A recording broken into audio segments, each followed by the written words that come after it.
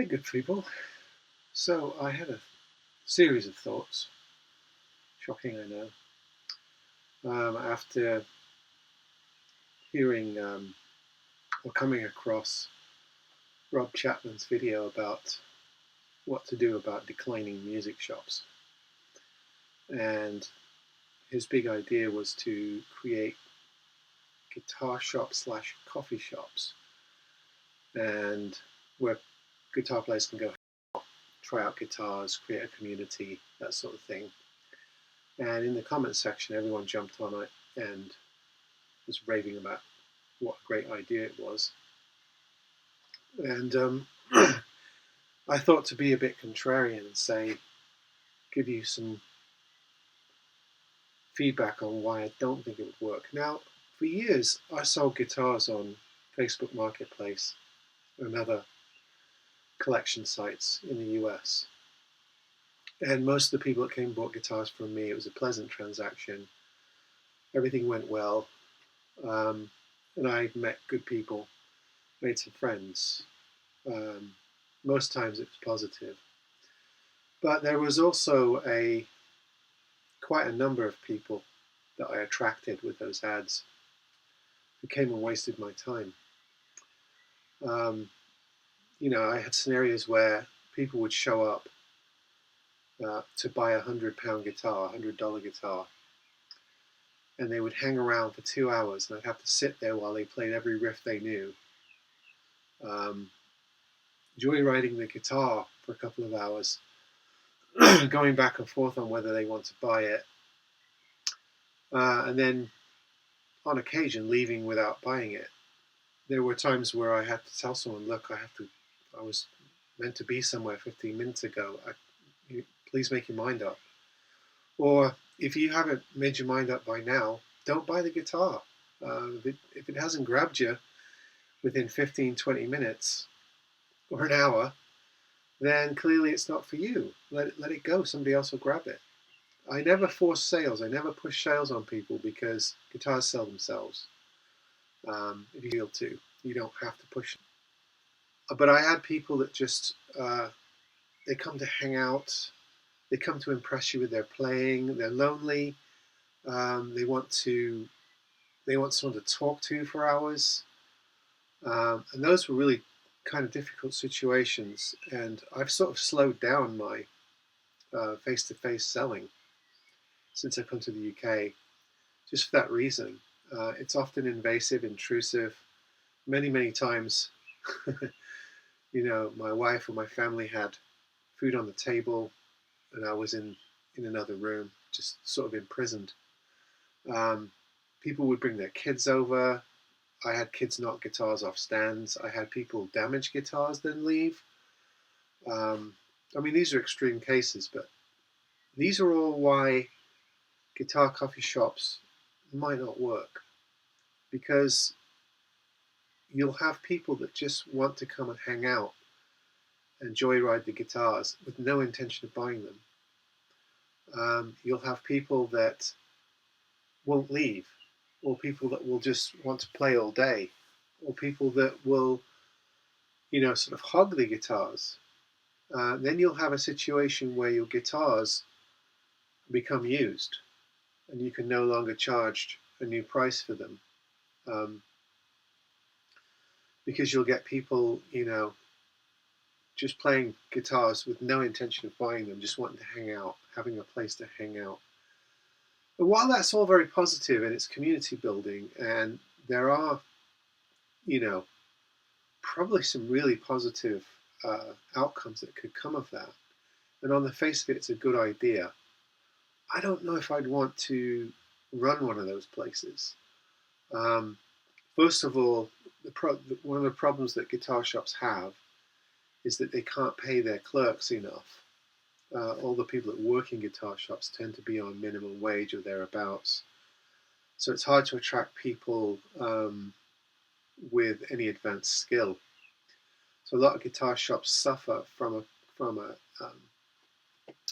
employeeship that probably isn't up to the task of keeping the guitars in good order.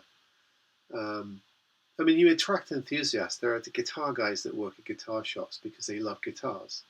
and they're willing to work for less because their passion, is being able to play and muck with guitars all day.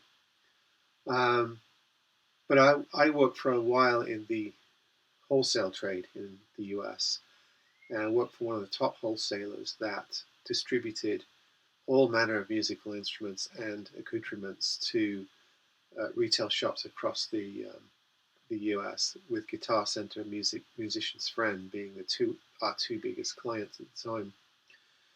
And so I know the music industry, what types of people work there, the pitfalls, the reasons why guitar shops tend to fail or go out of business, go under.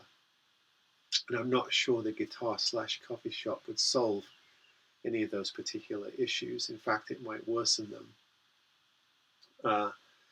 Now, some of you, definitely those that commented on that video, might love to go somewhere, have a cup of coffee, made by whom, I don't know. I don't know what type of people you steal. Maybe you just have a little Starbucks in the corner that's run by them. So there may be ways around it. But I'm not sure that you'll get the type of turnover, and I'm not sure that you'll attract, loads and loads of buyers. Now, there will be people that will, enjoy being able to play guitars and try them out before they buy them. I mean, there's lots of people that will only buy a guitar that way, and it's probably the best way to buy a guitar if you don't have any setup skills. But you're also going to get lots and lots of people that are sort of hanging about, joyriding, looking for community, looking for friendship, looking for making connections, with no intent to buy. Now, I have friends here that work, in retail, in charity shops, and they always complain about this. People that just come in to hang out, they don't actually buy anything. Sometimes they have, quite a number of customers, regulars that come in just to sort of hang about. They see it as a social opportunity. They don't actually make any business from those people. So I could kind of see that being an issue. I've also been in guitar shops where the guitars, on display are in really poor condition just because people abuse them. And the shop staff have a hard time keeping them in good condition because so many people are in there playing them, dropping them, banging them, scratching them up. And if you've got sort of a coffee shop vibe going and guitars on the wall, then you kind of have to have the guitars available. So your entire inventory then is subject to use and abuse, prolonged use and abuse. You could have just a series of demo models and then have your new stock in the back, but people are going to want to buy the guitars that they're trying, and people are going to want to try all kinds of guitars. So it's not like you could have, say, 20 guitars for people to play, and then the rest of your inventory will be new inventory.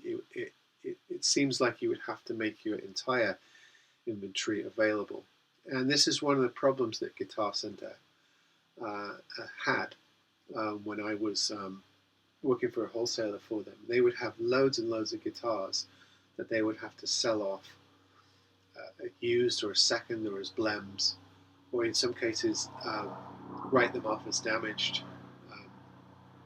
blow them out on eBay, that sort of thing. A lot of guitar resellers have eBay pages just for that purpose, to sell off their display guitars, their damaged guitars, their dinged up guitars, and get something back out of them so they're not complete write-off. I won't name names, but there are actually a number in both the US and the UK, and probably around the world, of guitar shops, manufacturers, makers, distributors that have pages just to get rid of. They have eBay accounts set up or Reverb accounts set up just to move along that stock that they're not selling in their shops because it gets to a state where it's no longer desirable or the issues evolve. There are more problems to this than value you'll attract and the problems that will proceed from it.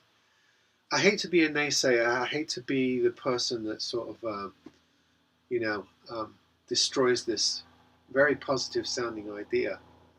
But having been in a situation where I've had to entertain or wait out quite a number of people, and just the sheer, I mean, some of the greatest people I've ever met and made friends with are guitar players, but they're also some of the worst people I've ever met or been around as well.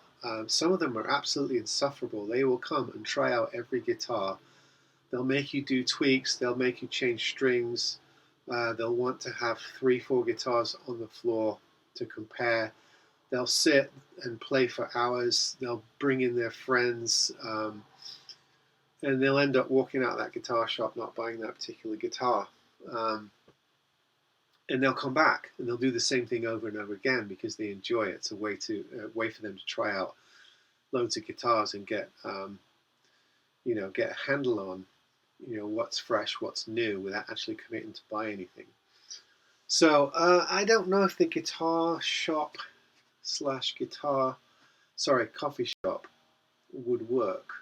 I'm sort of seeing issues with that proposal. Not to mention getting latte all over your sunburst Martin, or don't get too many of those, but you know what I mean. Having hot liquids around new guitars. I don't know about that either. And then of course you've got to introduce food, don't you? You've got to have pastries and whatnot if you have guitar shops. So everybody with icing on their fingers is going to be playing your guitar. I hate to be such a naysayer, a negative Nelly on this, but I can't help thinking that I don't think that would fly. I don't think it's going to be. I think there's going to be too many problems with this idea. But anyway, what do you think? What do you think of this proposal for someone to come around and create a franchise of small guitar or medium-sized guitar shops / coffee shops where people can hang out and play guitars, create a community, and have that experience of trying out guitars around other people, whether in an open plan or in booths, with a refreshment set up to lure them in. I'm not sure you need the coffee to lure them in. But anyway, what do you think of this idea? Do you think it would work? Think it's a good idea? Do you see the sort of pitfalls I'm talking about? See you next time.